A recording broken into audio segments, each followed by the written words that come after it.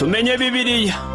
Iki ni ikiganiro utegurirwa na Dr. Venano Makegi ukakigezwaho na Transworld Radio. Soma kandi wige Bibiliya, usobanukirwe ijambo ry'Imana.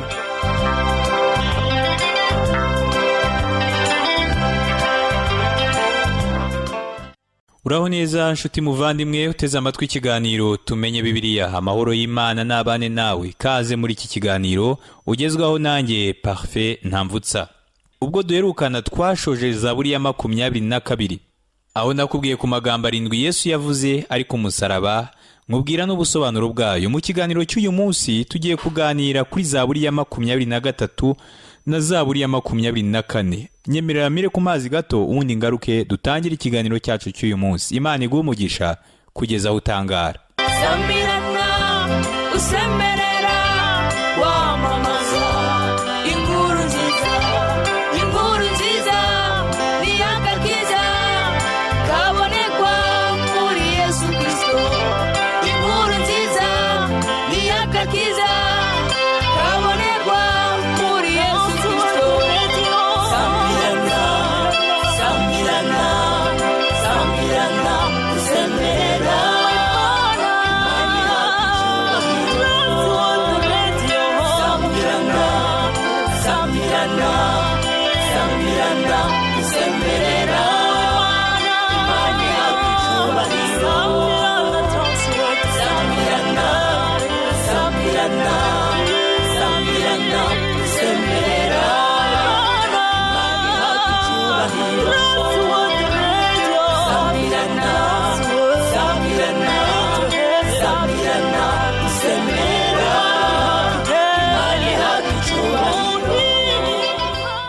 Zaburi ya 23 irazwi cyane, ariko nta busobanuro yagira itari kumwe na Zaburi ya 22.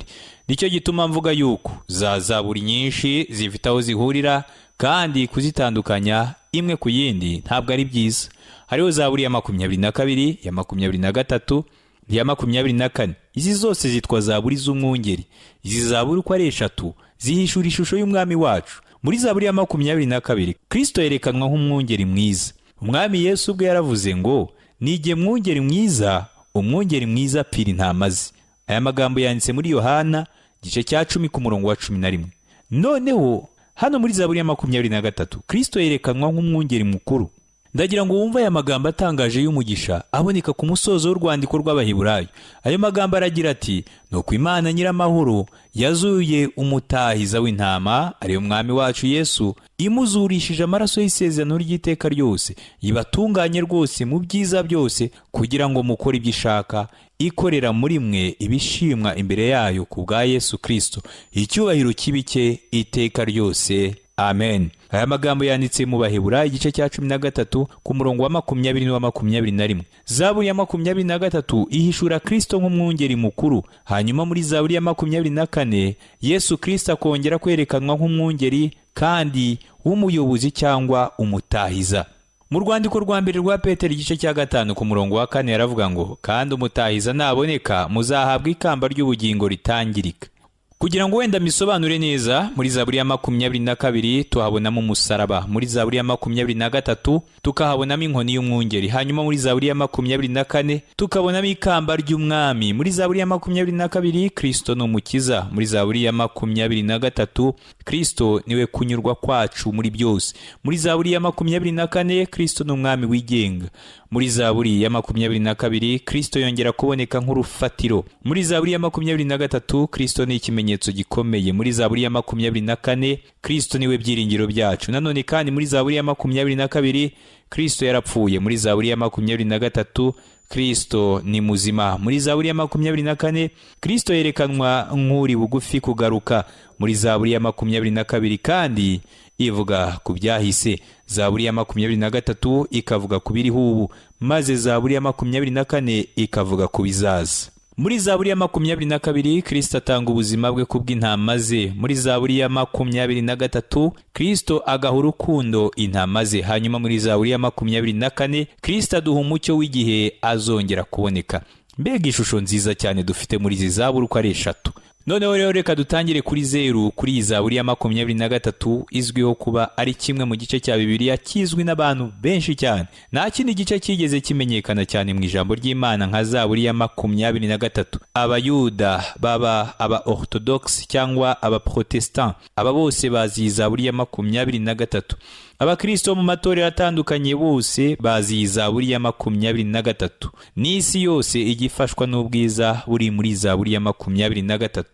Ndagira nkubwire kandi ko hariho byinshi byanditswe kuri zaburi ya 23 nubwo ifite imirongo 6 kandi migufi. Umuntu umwe yigeze kuvuga ngo ntabwo njya nita cyane ku muntu uvuga amagambo make cyane. Undi nawe aravuga ngo abantu batagira icyo kuvuga bagiye bicecekera byatuma isi iba nziza. Zaburi ya 23 ifite amagambo make cyane.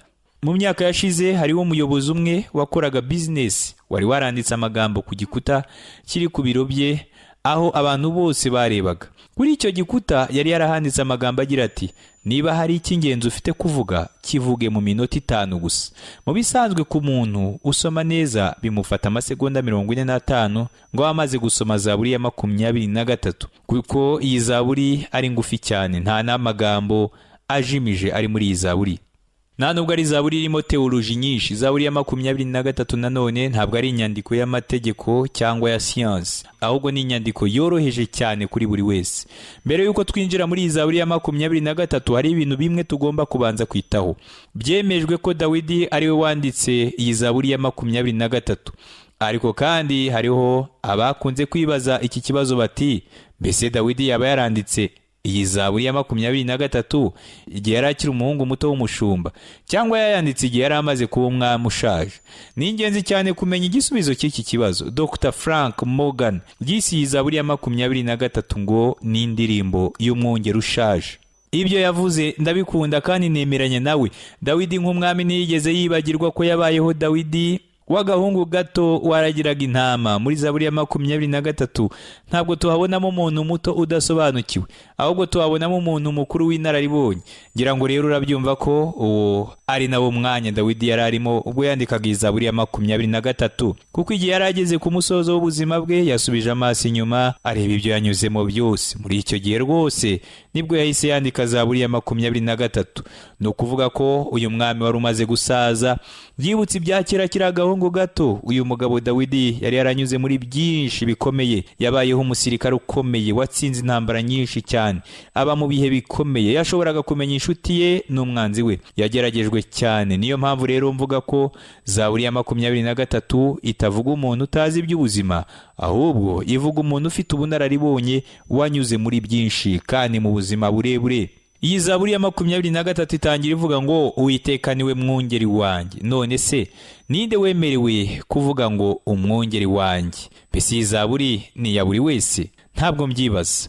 Niba zaburi ya 22, 23 na 24 zigendera hamwe kandi zikaba zivuga ingingo imwe, ugomba kuba mbere na mbere uzi yuko umwami Yesu Kristo ari umwungeri mwiza utanga ubugingo bwe kubw'intama ze, kandi ukamumenya nk'umwungeri mukuru. Ugomba kumenya umwungeri wo muri zaburi ya 22 mbere yuko ugera muri zaburi ya 23, maze ukavuga ngo Uwiteka niwe mwungeri wanjye.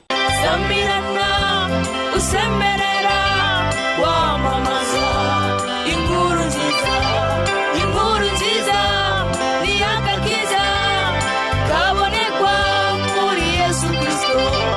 Inkuru nziza ni agakiza kabonekwa muri Yesu Kristo. Sambirana, sambirana, sambirana usemerera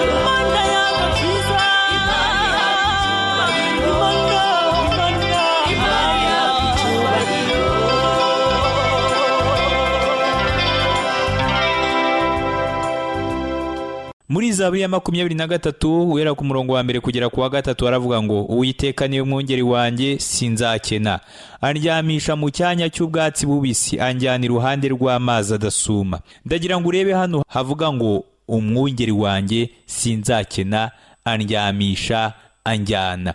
Iyi ni zaburi yanjye nawe. Umurongo wa mbere w'iyi zaburi ya 23 umeze nko kwatura, kuko uvuga yatura ngo Uwiteka niwe mwungeri wanjye. Abantu benshi bakunda kuvuga uyu murongo kandi rwose uvugitse neza, ariko se ushobora kuwugira uwawe maze ukavuga ngo Uwiteka niwe mwungeri wanjye?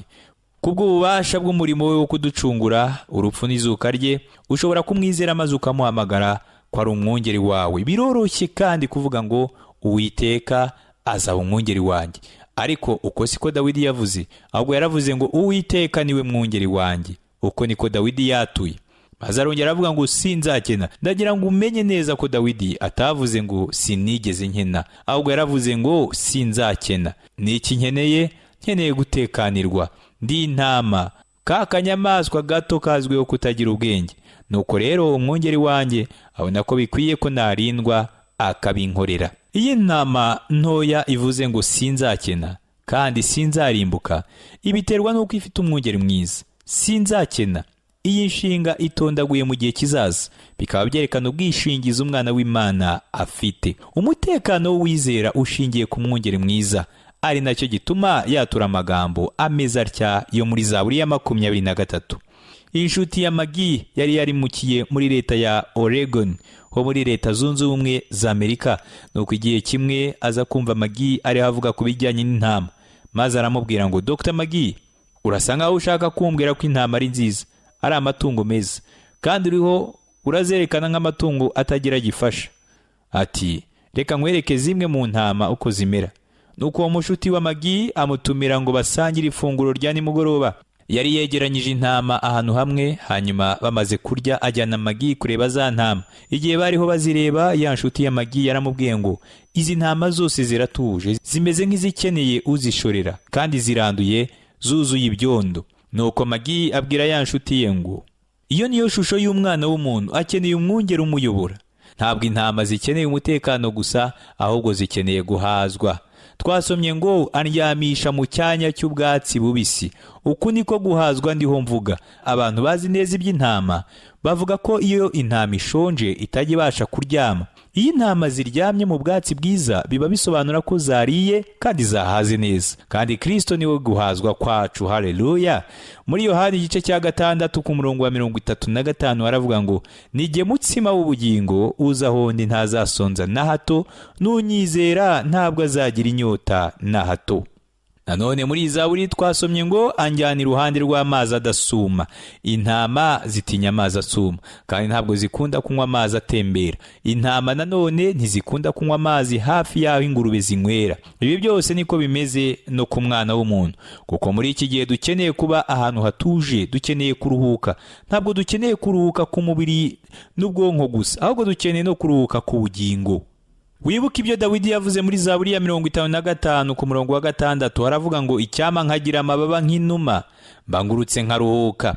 Urumva ko na Dawidi yari akeneye kuva kuri iyi si akagenda kuruhuka, ariko abona ko ibyo atari byo bikwiriye, ahubwo ko igikwiriye ari ukwizera Uwiteka akamunambaho kandi agategereza ijambo rye rya nyuma. Mwami Yesu yaravuze ngo mwese abarushye n'abaremerewe muze munsange ndabaruhura. Aya magambo yanditse muri Matayo igice cya 11 ku murongo wa 28.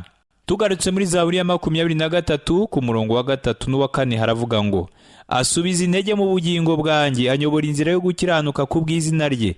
Naho nanyura mu gikombe cy'igicucu cy'urupfu, sinzatinya ikibi cyose, kuko ndi kumwe nawe. Inshyimbo yawe n'inkoni yawe nibyo bimpumuriza. Asubiza intege mu bugingo bwanjye. Dawidi yari azi icyo ibi bisobanura. Dawidi yari yaracumuye, yari yantama ntoya yazimiye. Nuko umwungeri we yongera kumubabarira, aramugarura, aramwiyegereza. Anyobora inzira yo gukiranuka kubw'izina rye. Umwungeri aratuyobora, ariko natwe tugomba kumukurikira. Umwami Yesu yigeze kubwira abakuru b'idini, ari nabo bari abanzi be, ngo narababwiye ariko ntimwizera, kandi n'imirimo nkora mu izina rya Data nayo irampamya, ariko ntimwizera kuko mutari abo mu ntama zanjye. Intama zanjye zumva ijwi ryanjye, nanjye ndazizi kandi zirankurikira.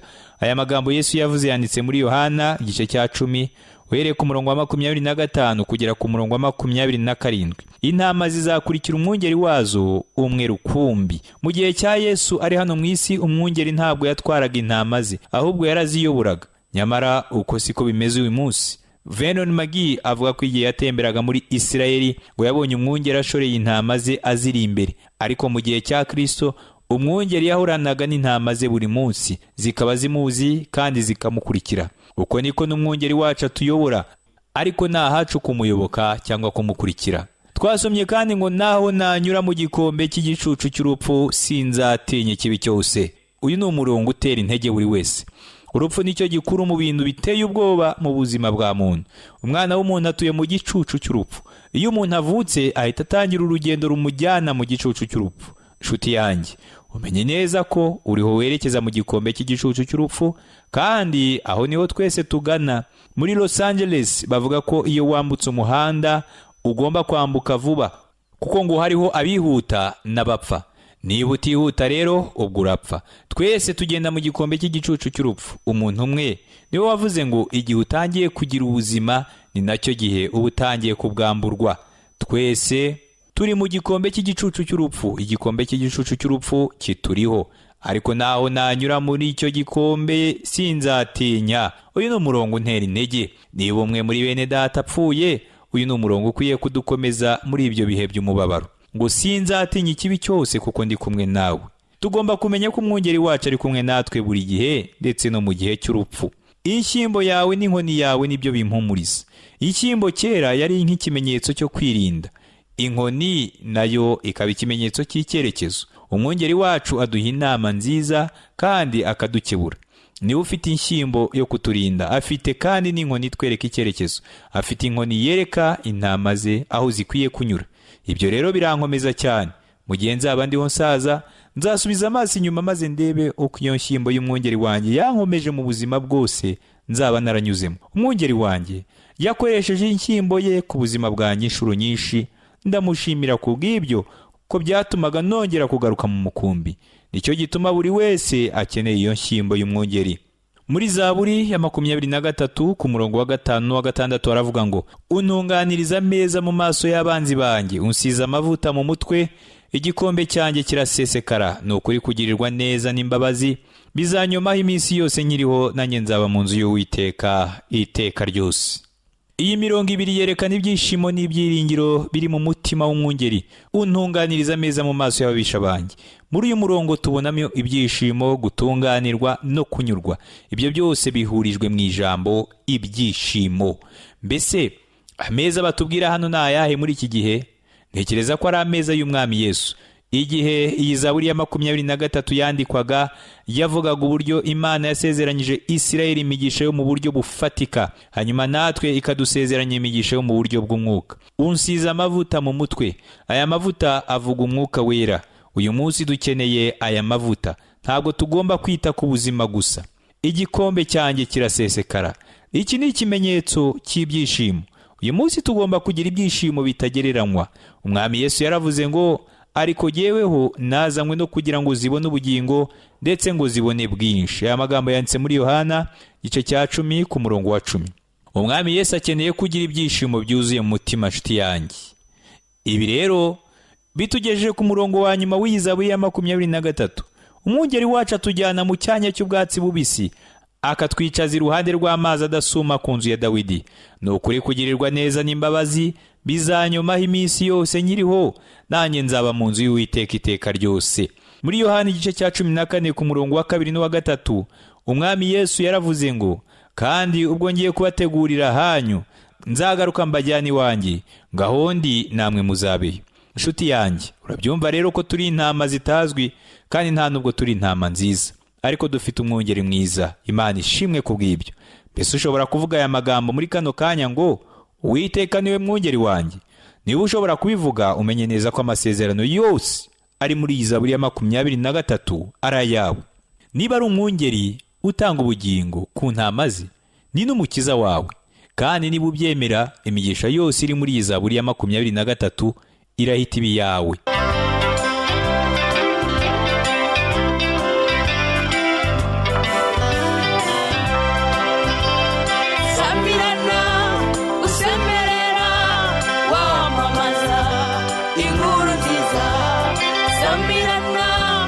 usemerera wamamaza inkuru nziza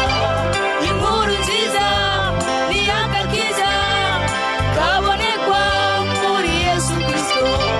Inkuru nziza ni agakiza kabonekwa muri Yesu Kristo. Sambirana, sambirana, sambirana, usemerera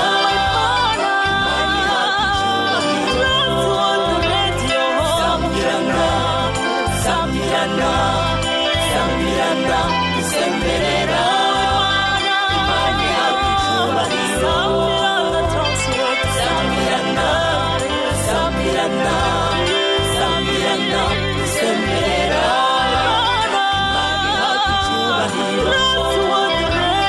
Sambirana, sambirana, sambirana, usemerera imani yakicyubahiro.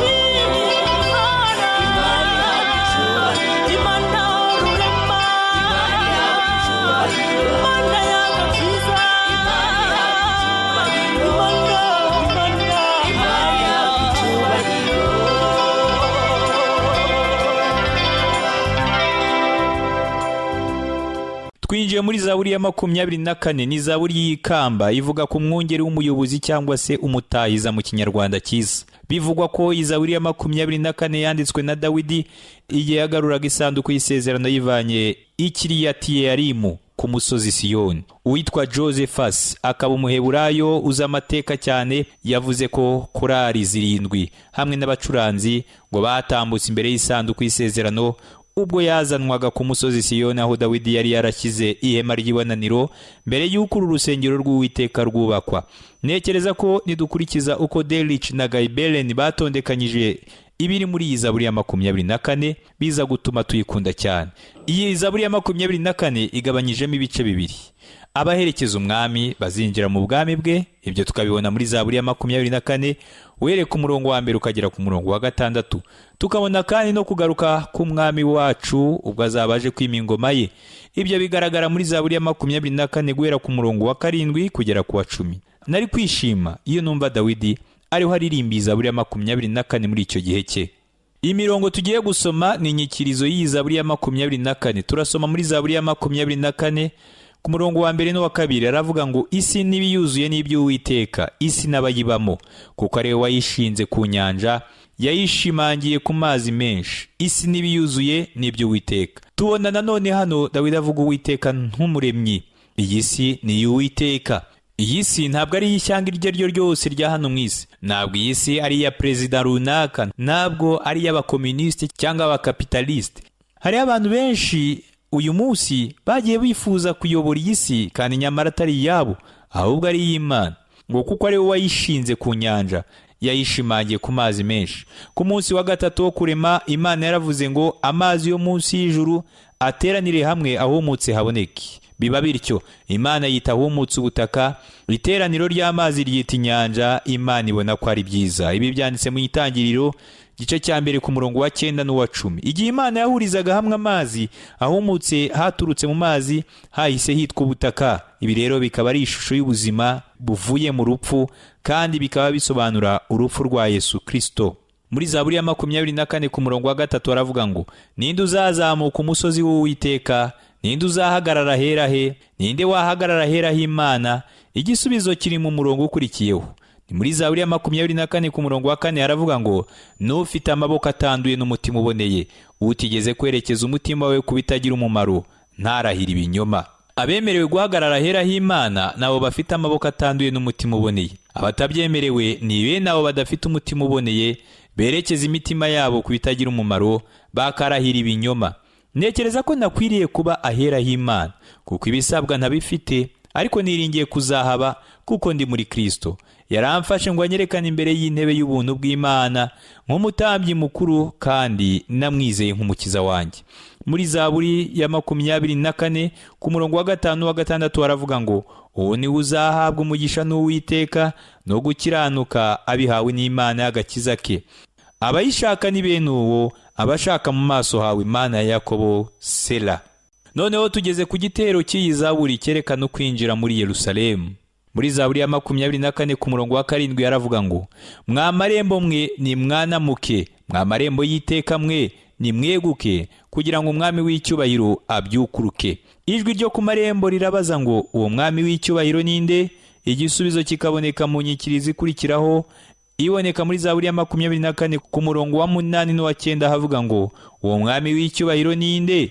N'Uwiteka ufite imbaraga n'amaboko, n'Uwiteka ufite amaboko yo kurwana. Mwa marembo mwe ni mwanamuke, mwa marembo y'iteka mwe ni mweguke, kugira ngo umwami w'icyubahiro abyukuruke. Irindi jwi riturutse mu marembo rikabaza nanone ngo, uwo mwami w'icyubahiro ninde? Nanone kandi inyikirizo igatanga igisubizo igira iti, uwo mwami w'icyubahiro ninde? Uwiteka Nyiringabo niwe mwami w'icyubahiro. Sela. Aya magambo yanditse muri Zaburi ya 24 ku murongo wa 10. Nekereza ko uyu murongo uvuga ibintu bibiri. Ubwa mbere uyu murongo urimo ishusho y'umwami Yesu ubwo yasubiraga mu ijuru. Nanone kandi harimo ishusho y'umwami Yesu ubwo azaba agarutse mu isi. Twasomye ngo mwa marembo mwe ni mwanamuke, mwa marembo y'iteka mwe ni mweguke, kugira ngo umwami w'icyubahiro abyukuruke. Uwo mwami w'icyubahiro ninde? Isi ntabwo yamenye iki gisubizo, ariko iyi Zaburi ya 24 yaduhaye igisubizo cy'iki kibazo. Umwami w'icyubahiro ni Uwiteka Nyiringabo, niwe mwami w'icyubahiro. Haleluya. Nuko rero abari ku marembo barasabwa kuyafungura kugira ngo umwami w'icyubahiro yinjire. Uyu munsi ntahari kuko isi yamwanze. Ninde mwami w'icyubahiro? Ni umwami Yesu Kristo. Ni umwami w'abami, umutware utwara abatware. Ni umwami w'icyubahiro. Uyu mwanditsi wa Zaburi yahise yandika ijambo Sela ku musozo w'iyi Zaburi ya 24. Aribyo bivuga ko tugomba gufata umwanya wo gutekereza ku byo tumaze gusoma. Nshuti yanjye, nizera nashidikanya ko aya magambo ari muri Zaburi ya 24 yahesheje umugisha umutima wawe. Reka dusenge. Mana, ndagushimiye kubwira ijambo ryiza uduhishuriye ko nta wundi mwungeri mwiza twabona uhwanye nawe. Ni wowe wenyine uyobora umukumbi wawe mu bwatsi bwiza, kandi ukamenya iby'intama zawe zikennye. Shoboza uyu mugabo, umugore, umusore n'uyu mukobwa kukwiringira, kuko nta handi babonera uburuhukiro atari muri wowe. Ni mu izina ry'umwami wacu Yesu Kristo. Amen. Shuti, wakoze gukurikirana ikiganiro Tumenye Bibiliya. Ndagusezeranya ko ningaruka ubutaha nzakuganiriza kuri Zaburi ya 25 n'iya 26. Amahoro n'umugisha biva ku Mana Data n'umwana wayo Yesu Kristo n'umwuka wera bibane nawe.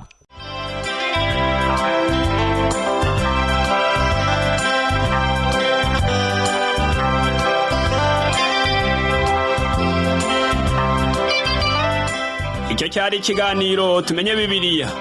Niba wifuza kugira icyo ubaza, kudutera inkunga cyangwa ushaka kuduha ubuhamya, ushobora guhamagara cyangwa kohereza ubutumwa bugufi kuri telefoni igendanwa. Inomero ni 07 81 27 90 18. Ushobora kandi kutwandikira kuri page yacu ya Facebook yitwa Tumenye Bibiliya, cyangwa kuri email yitwa umucyo@yahoo.fr. Imana iguhe umugisha.